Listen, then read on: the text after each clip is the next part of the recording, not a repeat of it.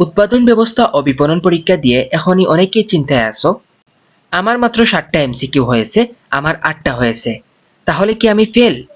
1 minute দাঁড়াও।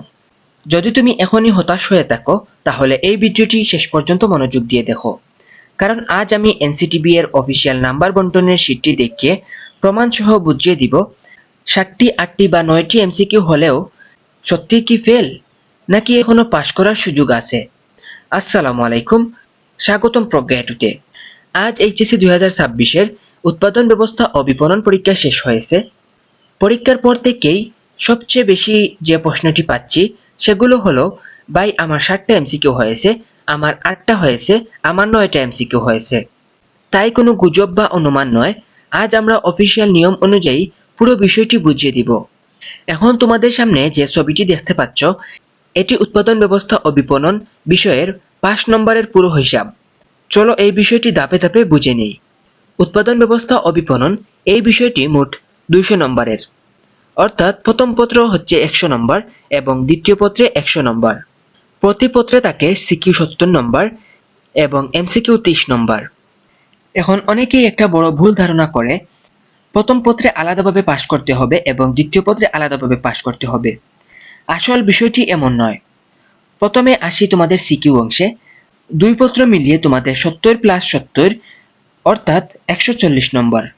এই 140 নম্বরের মধ্যে 46 নম্বর পেলেই সিকিউ অংশে পাস। অর্থাৎ প্রথম পত্রে যদি কিছু নম্বর কমও হয়ে থাকে তবুও দ্বিতীয় পত্রে ভালো করলে সেই ঘাটতি পূরণ করা সম্ভব। এখন আসি তোমাদের সবচেয়ে গুরুত্বপূর্ণ অংশে, অর্থাৎ এমসিকিউ। প্রতি পত্রে তোমাদের 30টি এমসিকিউ থাকে। 2 পত্র মিলিয়ে 30+30 সমান মোট 60। এই 60 নম্বরের মধ্যে 20 নম্বর পেলেই এমসিকিউ অংশে পাস। সবচেয়ে গুরুত্বপূর্ণ বিষয় হলো এমসিকিউ এ এই 2 পত্র মিলিয়েই গণনা করা হয়। এই বিষয়টাই অনেক শিক্ষার্থী জানে না।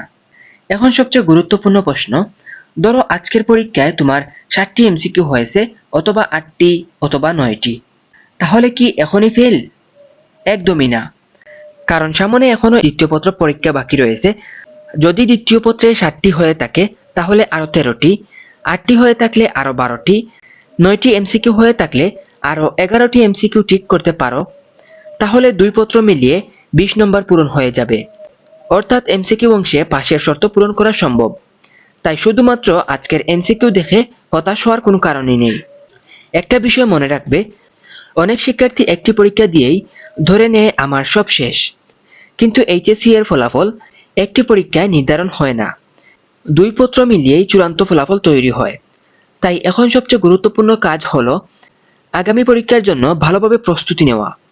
এখন সোশ্যাল মিডিয়ায় অনেক ধরনের কথা শোনা যাচ্ছে। কেউ বলছে 10টি এমসিকিউ হলে নিশ্চিত ফেল, আবার কেউ বলছে বোর্ড সবাইকে নাম্বার বাড়িয়ে দিবে। এসব কথায় বিশ্বাস করার আগে অফিসিয়ালি নিয়ম দেখো, কারণ গুজব নয়, সঠিক তথ্যই সবচেয়ে বেশি গুরুত্বপূর্ণ। এখন হয়তো অনেকেই বলবে, ভাই এই তথ্যের প্রমাণ কি? খুব ভালো প্রশ্ন। আমি কোনো অনুমান করে বলছি না। এখন তোমাদের সামনে জাতীয় শিক্ষাক্রম ও পাঠ্যপুস্তক অর্থাৎ এনসিটিবি এর অফিসিয়াল নাম্বার বন্টনের শীটটি দেখানো হচ্ছে। এই নাম্বার বন্টনটি 2017 সাল থেকে এখন পর্যন্ত কার্যকর রয়েছে।